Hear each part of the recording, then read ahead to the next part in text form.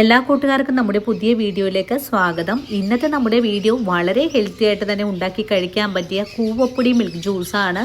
ഈ ഒരു മഴക്കാലത്ത് നമ്മുടെ ശരീരത്തിനെ ബാധിക്കുന്ന പല അസുഖങ്ങളെ ചെറുക്കുന്നതിനായിട്ട് പണ്ട് കാലം മുതലേ നമ്മുടെ കാരണന്മാര് നമുക്ക് ഉണ്ടാക്കി തന്നിരുന്ന ഒന്നാണ് കൂവ കാച്ചിയത്.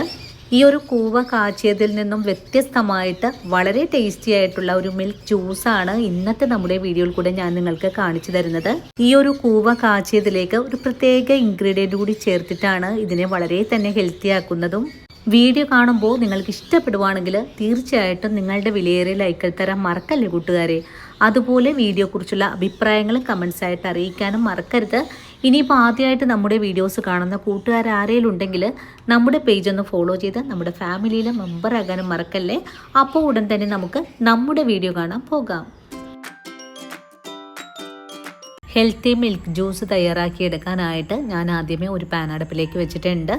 ഇനി ഈ പാനിലേക്ക് ഒരു ഗ്ലാസ് വെള്ളം ഒഴിച്ചു കൊടുക്കാം. ഇനി വെള്ളം ഒന്ന് തിളച്ച് വരട്ടെ. ആ സമയം കൊണ്ട് ഇതിലേക്ക് ആവശ്യമായ കൂവപ്പൊടി നമുക്കൊന്ന് മിക്സ് ചെയ്ത് കൂടി എടുക്കാം. ഇന്നത്തെ നമ്മുടെ ജ്യൂസ് വളരെ ഹെൽത്തി ആയിട്ടാണ് നമ്മൾ ഉണ്ടാക്കിയെടുക്കുന്നത്. 2-3 ഗ്ലാസ് തയ്യാറാക്കിയെടുക്കാനായിട്ട് നമുക്ക് 2 സ്പൂൺ അളവ് മാത്രം മതിയാകും. അങ്ങനെ ഞാനിവിടെ 2 സ്പൂൺ അളവിലാണ് കൂവപ്പൊടി അളന്നെടുത്തിട്ടുള്ളത്. ഇനി ഇതിലേക്ക് ഒരു 1/4 കപ്പ് വെള്ളവും കൂടെ ഒഴിച്ച് ഇതൊന്ന് മിക്സ് ചെയ്തെടുക്കാം. മിക്സ് ചെയ്തെടുക്കുമ്പോൾ കട്ടകളൊന്നും തന്നെ ഇല്ലാതെ വേണം മിക്സ് ചെയ്തെടുക്കാനായിട്ടും. അങ്ങനെ വളരെ എളുപ്പത്തിൽ തന്നെ നമ്മുടെ കൂവപ്പൊടി നല്ലോണം ഒന്ന് മിക്സ് ചെയ്തെടുത്തിട്ടുണ്ട്. ഈ ഒരു രീതിയിലാണ് നമുക്ക് കൂവപ്പൊടി മിക്സ് ചെയ്തെടുക്കേണ്ടതും. അതിനുശേഷം നമുക്ക് ഈ കൂവപ്പൊടി ഒന്ന് മാറ്റി വയ്ക്കാം. ഇപ്പോൾ നമ്മുടെ വെള്ളം നല്ല പോലെ വെട്ടി തിളച്ചുകൊണ്ടിരിക്കുവാണ്. ഈ തിളയ്ക്കുന്ന വെള്ളത്തിലേക്ക് മിക്സ് ചെയ്ത് വെച്ചിട്ടുള്ള കൂവപ്പൊടി ചേർക്കാം. കൂവപ്പൊടി പാനിലേക്ക് ചേർത്ത് കഴിഞ്ഞാൽ പിന്നെ ഫ്ലെയിം കുറച്ച് വെച്ച് കൊടുത്തിട്ട് വേണം നമുക്കിത് നല്ലപോലെ ഒന്ന് മിക്സ് ചെയ്തെടുക്കാനായിട്ടും. ഫുൾ ഫ്ലെയിം വെച്ച് കൊടുക്കുവാണെങ്കിൽ പെട്ടെന്ന് തന്നെ കൂവപ്പൊടി കട്ടിയാവാൻ സാധ്യത കൂടുതലാണ്. അങ്ങനെ വരുവാണെങ്കിൽ കൂവപ്പൊടി വേവാതെ തന്നെ പോകുകയും ചെയ്യും. അത് ഒഴിവാക്കുന്നതിന് വേണ്ടിയിട്ട് ചെറിയ തീയിൽ വെച്ച് തന്നെ ഇത് കട്ടിയാകുന്നത് വരെ നമുക്ക് കുറുക്കിയെടുക്കാം. ഇപ്പോൾ നമ്മുടെ കൂവപ്പൊടി നല്ലോണം ഒന്ന് കട്ടിയായൊക്കെ തുടങ്ങിയിട്ടുണ്ട്. ഇനി തുടരെ ഇളക്കി വേണം ഇതൊന്ന് കുറുക്കിയെടുക്കാനായിട്ടും. കുറച്ചധികം തന്നെ കൂവപ്പൊടി ഇതുപോലെ ഒന്ന് വേവിച്ചതിന് ശേഷം ഫ്രിഡ്ജിൽ വെച്ച് സൂക്ഷിക്കുവാണെങ്കിൽ വളരെ എളുപ്പത്തിലാണ് നമുക്കിതുപോലുള്ള ജ്യൂസുകളൊക്കെ തയ്യാറാക്കി എടുക്കാൻ സാധിക്കുന്നതും. അങ്ങനെ നമ്മുടെ കൂവപ്പൊടി ഇവിടെ ഇതുപോലെ ഒന്ന് കട്ടിയായി വന്നിട്ടുണ്ട്. ഇനി ഉടൻ തന്നെ ഫ്ലെയിം അങ്ങ് ഓഫ് ചെയ്ത് കൊടുക്കാം. അതിനുശേഷം മധുരത്തിന് ആവശ്യമായ പഞ്ചസാര കൂടെ ചേർക്കാം. ഞാനിന്ന് കുറഞ്ഞ അളവിലാണ് പഞ്ചസാര ചേർക്കുന്നത്. നിങ്ങൾക്ക് മധുരം കൂട്ടിയിട്ടൊക്കെ ചെയ്യാവുന്നതാണ്. അതുപോലെ തന്നെ ഈ ഒരു പഞ്ചസാരയ്ക്ക് പകരമായിട്ട് നിങ്ങൾക്ക് ശർക്കരയും ചേർക്കാവുന്നതാണ്. പഞ്ചസാര ചേർത്ത് കഴിഞ്ഞാൽ പിന്നെ ഒരു നുള്ളുപ്പും കൂടി ചേർത്ത് വീണ്ടും നല്ലോണം തന്നെ ഒന്ന് മിക്സ് ചെയ്തെടുക്കാം. അതിനുശേഷം ഇത് തണുത്ത് കിട്ടുന്നത് വരെയും നമുക്കൊന്ന് വെയിറ്റ് ചെയ്യണം. കുറച്ച് സമയം കഴിഞ്ഞപ്പോൾ നമ്മുടെ കൂവപ്പൊടി നല്ലോണം തന്നെ തണുത്ത് വന്നിട്ടുണ്ട്. തണുത്ത് വന്നപ്പോൾ നല്ല കട്ടിയായിട്ടും മാറിയിട്ടുണ്ട്.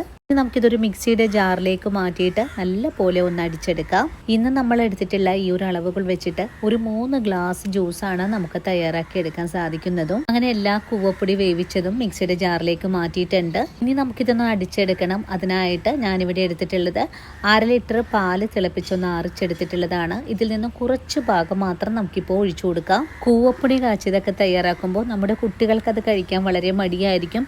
അവരുടെ ആ ഒരു മടി മാറ്റിയെടുക്കുന്നതിനായിട്ട് ഇതിലേക്ക് ബദാം ഫ്ലേവർ കൂടിയാണ് ഞാൻ ചേർത്ത് കൊടുക്കാൻ പോകുന്നത്. ഒരു ഫ്ലേവർ എല്ലാ ഷോപ്പുകളിലും വാങ്ങിക്കാൻ കിട്ടുന്നതാണ്. ഇനിയിപ്പോൾ ഇതില്ലെങ്കിൽ പോലും നിങ്ങൾക്ക് ഇതിലേക്ക് വനില എസൻസ് ചേർക്കാം. അതിനും പകരമായിട്ട് ഏലക്കപ്പൊടി വേണമെങ്കിലും ചേർക്കാം. ഒരു 2 ഡ്രോപ്സ് ചേർക്കുന്നുണ്ട്. ഇനി നമുക്കിതൊന്ന് അടിച്ചെടുത്തിട്ട് വരാം.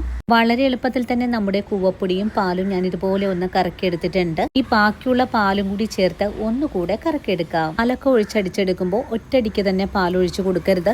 അങ്ങനെ വരുവാണെങ്കിൽ കട്ടകളെല്ലാം ഉടഞ്ഞു കിട്ടാനായിട്ട് കുറച്ച് ബുദ്ധിമുട്ടായി വരും. അങ്ങനെ നമ്മുടെ കൂവപ്പൊടി ജ്യൂസ് ഇവിടെ റെഡി ആയിട്ടുണ്ട്. നമ്മൾ വളരെ ഹെൽത്തി ആയിട്ടുള്ള ജ്യൂസാണ് തയ്യാറാക്കി എടുക്കുന്നത്. ഇതിനായിട്ട് ഞാനിവിടെ എടുത്തിട്ടുള്ളത് മിക്കപ്പോഴും നമ്മുടെ വീടുകളിൽ മിൽക്ക് ഷേക്കും ജ്യൂസുകളൊക്കെ തയ്യാറാക്കുമ്പോൾ ചിയ സീഡാണ് നമ്മളതിലേക്ക് ചേർത്ത് കൊടുക്കുന്നത്. ഇപ്പോൾ ഈ ഒരു കർക്കിടക മാസത്തിൽ വളരെ ഹെൽത്തി ആയിട്ട് കഴിക്കുന്നതിനും വേണ്ടിയിട്ട് ഞാനിവിടെ എടുത്തിട്ടുള്ളതാണ് ആശാളി. ഈ ഒരു കർക്കിടക മാസത്തിൽ നമ്മൾ ഉണ്ടാക്കുന്ന മരുന്ന് കഞ്ഞിയിലും മറ്റുള്ള കാര്യങ്ങളിലൊക്കെ ചേർക്കുന്ന ഒന്നാണ് ആശാളി. ആശാളിയിലേക്ക് കുറച്ച് വെള്ളവും കൂടി ചേർത്ത് ഇതുപോലെ ഒന്ന് കുതിർത്തിയെടുത്തിട്ടുണ്ട്. ദേഹബലം കൂട്ടുന്നതിനും ശരീരഭാരം കുറയ്ക്കുന്നതിനും അങ്ങനെ മറ്റു പല അസുഖങ്ങളെ കുറയ്ക്കുന്നതിനും ആശാളി വളരെ ഉത്തമമാണ്. ഇനി ആശാളി എങ്ങനെയാണ് നമ്മുടെ ജ്യൂസിലേക്ക് ചേർക്കുന്നതെന്ന് നോക്കാം.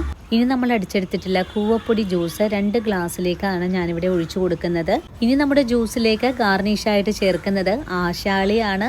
2 ഗ്ലാസ്സിലേക്കും കുറഞ്ഞ അളവിൽ തന്നെ ആശാളി ചേർക്കുന്നുണ്ട്. ഇനി ഇതെല്ലാം കൂട്ടിച്ചേർത്ത് നല്ലോണം ഒന്ന് ഇളക്കി കഴിഞ്ഞാൽ വളരെ ഹെൽത്തി ആയിട്ടുള്ള കൂവപ്പൊടി മിൽക്ക് ജ്യൂസ് ഇവിടെ റെഡിയാണ്. ഈ ഒരു തണുപ്പ് കാലത്ത് നമ്മുടെ ശരീരത്തെ ബാധിക്കുന്ന പലവിധ അസുഖങ്ങളെ ചെറുക്കുന്നതിനായിട്ട് ഈ ഒരു കൂവപ്പൊടി മിക്സ് വളരെ തന്നെ സഹായകരമാണ്. അപ്പോൾ എല്ലാ കൂട്ടുകാരും ഒരു ദിവസമെങ്കിലും ഇതുപോലൊന്ന് തയ്യാറാക്കി കുടിക്കണം. നിങ്ങൾക്കിതിപ്പോൾ തണുപ്പിച്ച് കുടിക്കാനാണ് താല്പര്യമെങ്കിൽ അങ്ങനെയും ചെയ്തെടുക്കാവുന്നതാണ്. മധുരം കഴിക്കാത്ത കൂട്ടുകാർക്കാണെങ്കിൽ മധുരം ഒഴിവാക്കിയും ചെയ്തെടുക്കാൻ സാധിക്കും. അപ്പോൾ ഇന്നത്തെ നമ്മുടെ വീഡിയോയും എൻ്റെ കൂട്ടുകാർക്ക് വളരെ തന്നെ പ്രയോജനകരമായി എന്ന് വിശ്വസിക്കുന്നു.